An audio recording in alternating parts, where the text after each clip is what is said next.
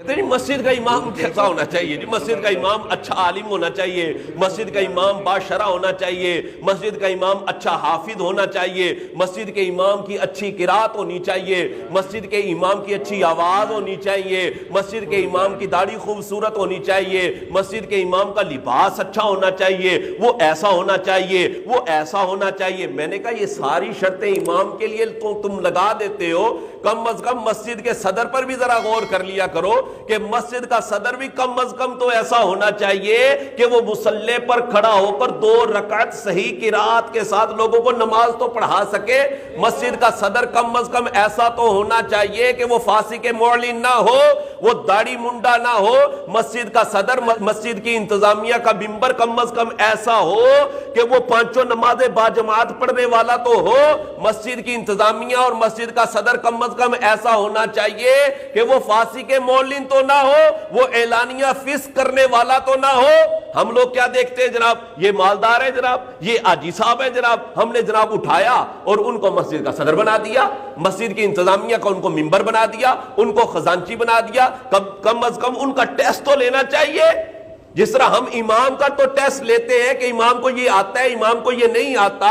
ہم مسجد کا امام بنانے کے لیے تو ٹیسٹ لے لیتے ہیں۔ وہ بھائی مسجد کا صدر بنانا یہ بھی ایک کام ہے۔ جس طرح ہر بندہ امام نہیں بن سکتا، اسی طرح ہر بندہ مسجد کا صدر اور مسجد کا خزانچی بھی نہیں بن سکتا، مسجد کی انتظامیہ کا ممبر بھی نہیں بن سکتا۔ ہاں، ہر بندہ نہیں بن سکتا۔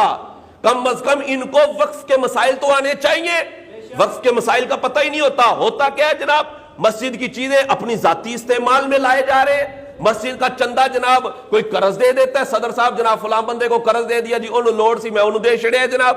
اب کیا کرتے ہیں جناب؟ مسجد کی چیزیں ہوتی ہیں، مسجد کا کولر ہے، مسجد کے پنکھے ہیں، وہ جناب فلاں کی فوتگی ہو گئی تھی تو ان کو دے دیا، چلو جی استعمال کر لو۔ مسجد کی چٹائیاں جناب ایسی جگہ پر استعمال کی جا رہی ہوتی ہیں جہاں پر استعمال کرنا جائز نہیں ہوتا۔ مسجد کی گھوڑی ہے، مسجد کی سیڑھی ہے، مسجد کا پائپ ہے، وہ جناب اپنے ذاتی استعمال میں لا رہے۔ او اللہ کے بندو، یہ مسجد کی چیزیں ہیں، ان کو صرف مسجد کے لیے آپ استعمال کر سکتے ہیں، دیگر جگہوں پر ان کا استعمال کرنا جائز نہیں ہوتا۔ اٹھاتے ہیں جناب، استعمال کر لیتے اور جناب پھر شرائط لگا رہے ہوتے ہیں، مسجد کا امام ایسا ہونا چاہیے، مسجد کا امام ایسا ہونا چاہیے۔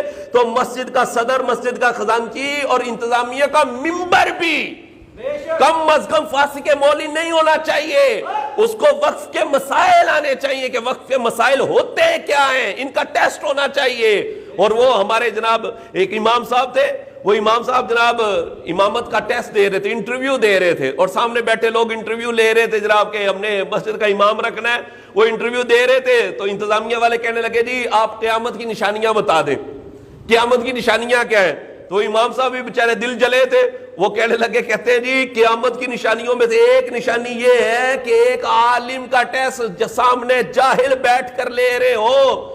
یہ بھی قیامت کی ایک نشانی ہے کہ عالم کا ٹیسٹ جاہل لے رہا ہے، یہ بھی تو قیامت کی نشانی ہے۔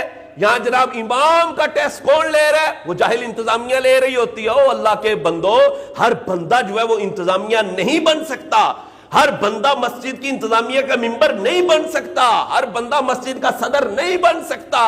کم از کم ان کو وقف کے مسائل آنے چاہیے، کم از کم وہ بندہ فاسق معلن نہیں ہونا چاہیے، کم از کم وہ بندہ 5 نمازیں باجماعت پڑھنے والا ہونا چاہیے، اس کو مسجد کے احکام کا پتہ ہونا چاہیے، پھر وہ مسجد کا صدر اور مسجد کی انتظامیہ کا ممبر بن سکتا ہے، ورنہ وہ مسجد کی انتظامیہ کا ممبر نہیں بن سکتا۔ اس کو بنانا درست ہی نہیں ہے۔